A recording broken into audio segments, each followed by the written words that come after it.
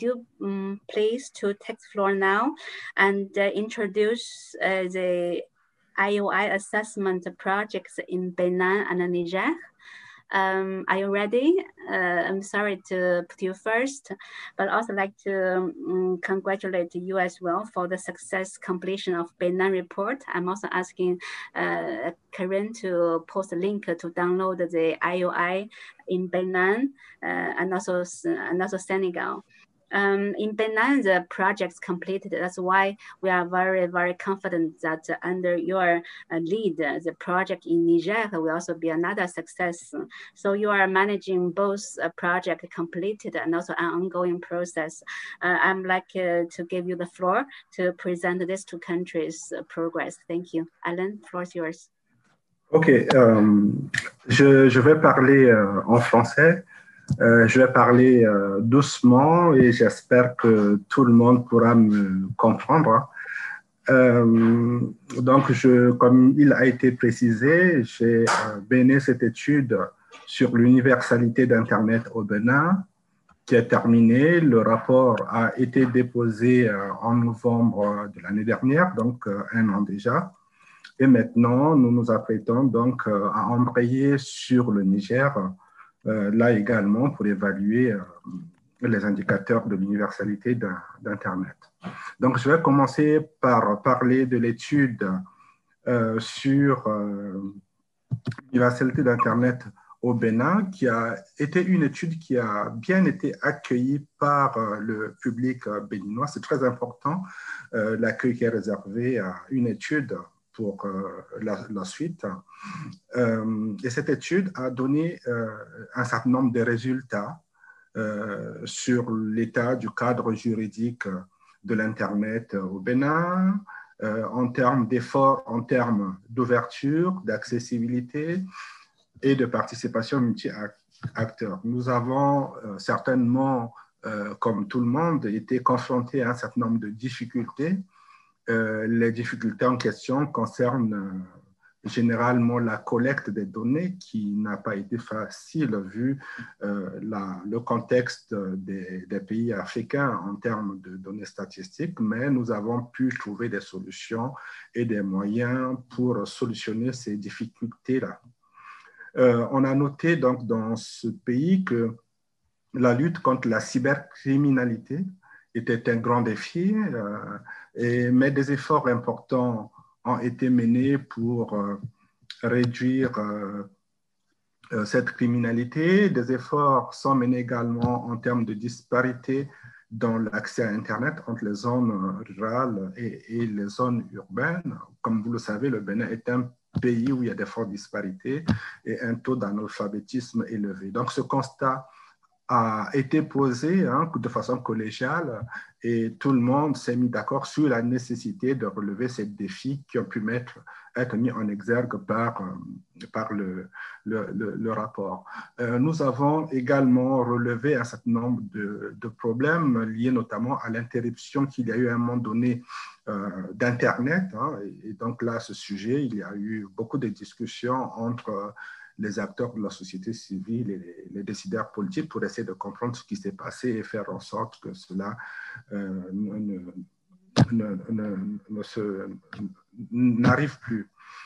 Nous avions donc également dans notre comité consultatif des personnes à besoins spécifiques qui nous ont fait penser à des préoccupations qui souvent on oublie, qu'on oublie souvent, notamment la nécessité de faire en sorte qu'Internet soit accessible notamment aux personnes malvoyantes ou d'autres personnes qui ont d'autres difficultés de ce genre. Mais le plus significatif de ces résultats, je pense, c'est l'adhésion que nous avons pu obtenir autour de cette question de l'universalité d'Internet. L'adhésion des acteurs aussi bien civils que politiques, qui a amené l'ensemble de tous ces acteurs de l'Internet à réfléchir de façon collective sur les défis à relever et de mettre ensemble leur énergie pour pouvoir relever ces défis-là. Alors, on a constaté aussi que beaucoup de recommandations, au bout d'1 an, ont déjà été prises en compte. et sont en cours d'application. Là, c'est vraiment une grande satisfaction.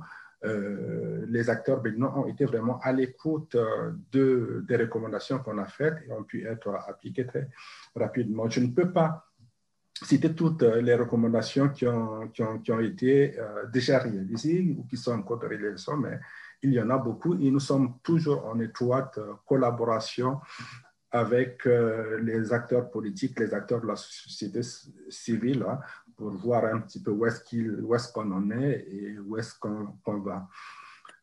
Il y a surtout la nécessité de mettre en place un comité de suivi qui permet de suivre vraiment les recommandations. Parce que ce qui arrive souvent, c'est que les recommandations soient faites et se retrouvent dans un tiroir sans effet.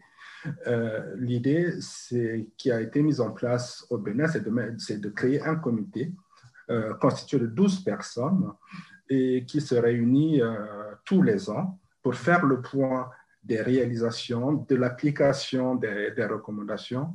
Et tous les 2 ans, le comité en question est amené à produire un rapport qui sera discuté à nouveau.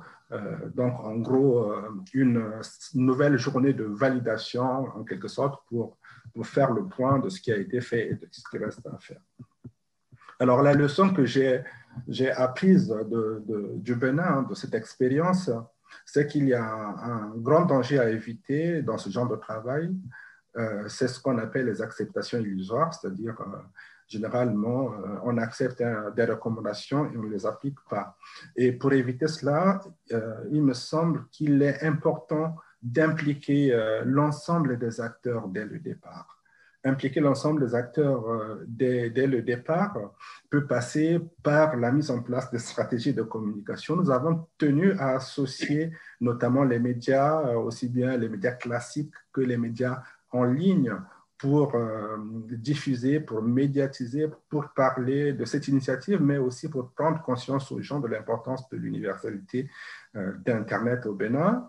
Nous avons également impliqué différentes parties prenantes dans le comité consultatif, hein, qui est un acteur important de la réalisation de ce projet-là. Et nous avons mis en place un comité consultatif paritaire, donc quantité égale d'hommes et de femmes, mais représentatif de tous les secteurs, les principaux secteurs de l'Internet et du numérique au Bénin. Mais il a été pour nous important d'avoir dans ce comité consultatif des décideurs de la société civile, des décideurs du secteur privé et des décideurs politiques. Et en gros, c'est ce comité consultatif qui a travaillé en amont la validation des recommandations. Donc, une fois qu'on a été d'accord au niveau du comité consultatif sur les constats établis, il a été facile ensuite de faire des recommandations et de faire en sorte que ces recommandations soient acceptées par tout le monde. Voilà en gros le travail que nous avons effectué au niveau du Bénin, que nous essayons de répliquer maintenant au Niger. Alors pour le Niger, je vais être très bref, puisque nous sommes encore dans les démarches administratives, hein, et le travail de terrain n'a pas encore commencé. Mais je pense que le Niger, comme vous le savez, est un pays qui a des grands défis à relever, hein, sur le plan économique, sur le plan culturel et sur le plan de la digitalisation. Et ce travail que nous sommes en train de faire, nous pensons qu'il permettra de faire une certaine photographie de l'état de l'Internet dans ce pays et de donner donc, d'identifier un certain nombre de forces sur lesquelles il va falloir s'appuyer et aussi de prendre conscience d'un certain nombre de fragilités sur lesquelles il va falloir agir. Donc, c'est toujours dans cette perspective-là que nous comptons travailler au niveau du Niger. Et dans ce travail, nous avons associé, c'est une évaluation que nous menons conjointement avec les collègues de l'Université de Niamey, et un travail qui implique aussi un certain nombre d'étudiants, notamment au niveau de la collecte des données. Voilà en gros où est-ce que nous en sommes. Je ne peux pas en dire plus puisque le travail n'a pas encore commencé, mais nous avons déjà senti au niveau des acteurs nigériens que là aussi l'accueil va être intéressant puisque les personnes que nous avons contactées jusque-là sont très à l'écoute. Je vous remercie pour votre attention. Thank you. Merci beaucoup. It seems so encouraging that Benin has created a follow-up group committee to support the implementation of a recommendation. That's really a great example. I also like to thank Karen, who has also translated simultaneously your key messages in the chat.